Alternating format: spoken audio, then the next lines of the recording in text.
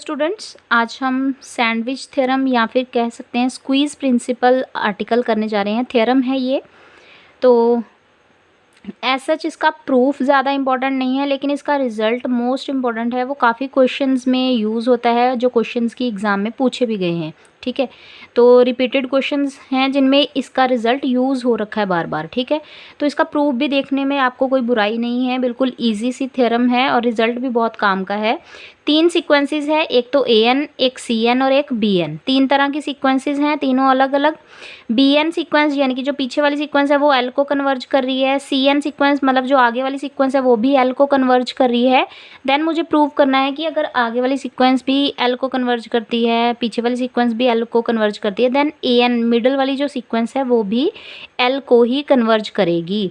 तो सबसे पहले मैंने ये जो चीज़ लिखी है ये गिवन लिखा है, ये भी गिवन जो हमें दिया है, ये लाइन भी जो गिवन है हमें कन्वर्जेंट की वो लिखी है। उसके बाद अगर ये कन्वर्जेंट BN L को कन्वर्ज कर रहा है और CN L को कन्वर्ज कर रहा है, तो आगे एप्सिलॉन लेस देन इक्वल, ये यहाँ पे सॉरी गलत है, ये लेस देन नहीं आएगा, ये ग्रेटर देन आएगा। एप्सिलॉन 0 से लेस नहीं होता, 0 से हमेशा ग्रेटर होता है। आप चाहें तो पूरी बुक में कहीं से भी कन्वर्जेंट की डेफिनेशन देखें, वो हमेशा ग्रेटर देन इक्वल आता है। ये देखो यहाँ पे भी। ठीक है, तो यहाँ से इन्होंने बाय मिस्टेक लिख दिया, इसको ठीक कर लेना आप। गिवन है epsilon greater than 0, epsilon 0 point something value होती है, 0 से जस्ट ग्रेटर। ठीक है, तो एग्जैक्ट 0 नहीं कह सकते, पर 0 से बड़ी होती है। ठीक है, थोड़ी सी बड़ी, बिल्कुल ना के बराबर की। M1 M2 वो नंबर जिनके बाद से नेचुरल नंबर्स की काउंटिंग मतलब सीक्वेंस ने क्या कर दिया, उसके बाद कन्वर्ज करना शुरू कर दिया उस नेचुरल नंबर के बाद से।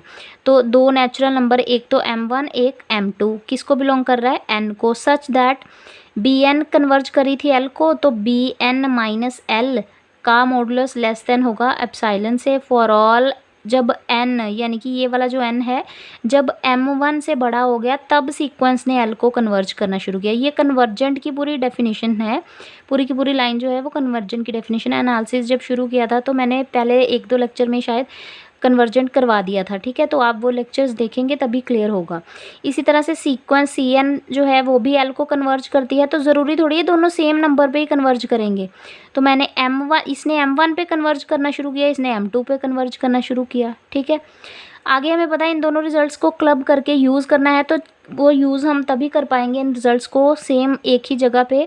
अगर ये पीछे वाली चीज़ें सेम हो, M1 M2 की जगह पे एक चीज़ आए, तो वो इन एक चीज़ करने के चक्कर में इन्होंने M1 और M2 में से हमेशा क्या चूज़ करते हैं, मैक्सिमम, मिनिमम नहीं चूज़ करते। ये रीज़न मैं पहले बता चुकी हूँ अपनी प्रीवियस वीडियोज़ में। ठीक है, तो मैक्सिमम क्यों एक बार बता देती हूँ, फिर भी थोड़ा सा पहले मैंने वीडियोज़ में बिल्कुल एक्सपेंड करके अच्छे से बोल के समझाया हुआ है और करके उसकी एग्जांपल देके भी समझाया है।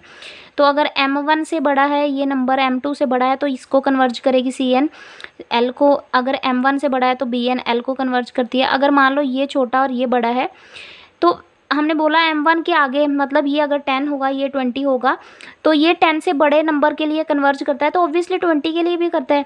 लेकिन अगर ये 20 से कन्वर्ज करता है तो 10 पे थोड़ी ना शुरू किया, तो इसीलिए इन दोनों में से मैक्सिमम चूज़ करते हैं। ठीक है, ज़्यादा डिटेल चाहिए होगी तो पिछली वीडियोस अच्छे से देख के आना, फिर ये पता चल जाएगा आपको, अच्छे से क्लियर हो जाएगा। ठीक है, क्योंकि मान लो अगर M1 की वैल्यू 10 है, इसकी वैल्यू 20 से कन्वर्ज की है, तो ये तो 10 से आगे सब जगह कन्वर्ज करेगा ही करेगा, मतलब L को कन्वर्ज करेगा ही 10 के बाद से।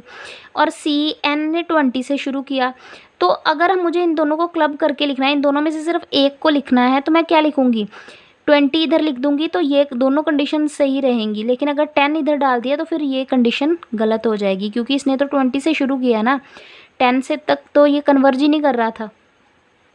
तो इसीलिए इन दोनों में से मैक्सिमम चूज़ किया जाता है। मैक्सिमम चूज़ करने के बाद ये लाइंस दोबारा लिखी जाएंगी नेक्स्ट पेज पे। नेक्स्ट पेज पे देखो ये लाइन हमारी दोबारा पूछी गई है। ठीक है, ये लाइन दोबारा वही लिखी गई है, सेम ये लाइन और ये लाइन दोबारा लिखी गई है। इस लाइन को हम एक्सपेंड करके ऐसे भी तो लिख सकते हैं, अगर मॉडुलस हटाएंगे तो एप्सिलॉन है ना, एक स्टेप खा गए हैं ये, BN minus L less than होगा एप्सिलॉन से और ग्रेटर होगा माइनस के एप्सिलॉन से, है ना। तो अगर इसके बाद ये स्टेप आएगा, उसके बाद हम क्या करेंगे, बी एन से एल हटाना है तो एप्साइलन में एल ऐड कर देंगे, बीच में भी एल ऐड किया तो कट गया, और पीछे वाले एप्साइलन में भी एल ऐड कर दिया, ठीक है।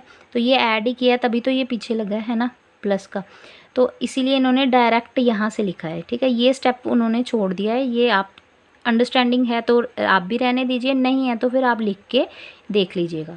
सिमिलरली सी एन के लिए भी वही किया, फर्स्ट सेकंड और थर्ड को कंपेयर किया। फर्स्ट और सेकंड क्या बोलती है, देखो क्या बोला उन्होंने। अब अगर हम फर्स्ट सेकंड और थर्ड, जो फर्स्ट है वो बोलती है ए एन लाई करती है सी एन और बी एन के बीच में, ठीक है।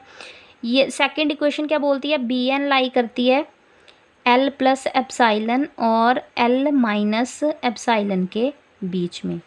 सी एन क्या, थर्ड इक्वेशन क्या बोलती है कि सी एन लाई करती है एल माइनस एप्साइलन और एल प्लस एप्साइलन के बीच में। अगर इन तीनों को क्लब करें तो सबसे पहले ये चीज़ ए एन किससे छोटा है, सी एन से, और सी एन किससे छोटी है, ये वाली चीज़ दोबारा लिखूँगा अगर मैं, ए एन इन तीनों से, फर्स्ट सेकंड और थर्ड से हमें क्या मिलता है, ए एन छोटा है सी एन से, और सी एन किससे छोटा है, एल प्लस एप्साइलन से। ए एन बड़ा है किससे, बी एन से, और बी एन किससे बड़ा है, एल माइनस एप्साइलन, मतलब ए एन से पीछे कौन है, बी एन से पीछे कौन है, एल माइनस एप्साइलन, ठीक है। अब मैं इसको भी छोड़ दूंगी, इसको भी छोड़ दूंगी, अगर मैं सिर्फ इन तीन चीज़ों को लिखूं तो ए एन किसके बीच में लाई करता है, एल प्लस एप्साइलन से, एल प्लस एप्साइलन से एल माइनस एप्साइलन के भी। इसको लूँ, इसको और इसको अगर मैं स्किप कर दूँ बीच में से तो यही बचेगा। तो इसको अगर मैं एक्सपेंड करके दोबारा, पहले एक्सपेंड किया हो इसको वापस, ठीक है, एल को ए एन माइनस एल कर दूंगी, less than epsilon greater than minus epsilon. इस चीज़ को दोबारा से क्लब करके हम इस तरह से तो लिख ही सकते हैं, है ना। तो ये बन गई अगेन कन्वर्जेंट की डेफिनेशन की, ए एन किसको कन्वर्ज कर रहा है, एल को, जैसे कि बी एन कन्वर्ज कर रहा था एल को, सी एन कन्वर्ज कर रहा था एल को। तो मिडल वाली जो सीक्वेंस लाई कर रही है दोनों के बीच में, दो कन्वर्जेंट सीक्वेंसेस के बीच में, वो भी कन्वर्ज करेगी उसी सेम लिमिट को जिसको वो दोनों कन्वर्ज करती हैं। तो ये था स्क्वीज प्रिंसिपल। इसके बाद हम इसके कुछ क्वेश्चंस देखेंगे।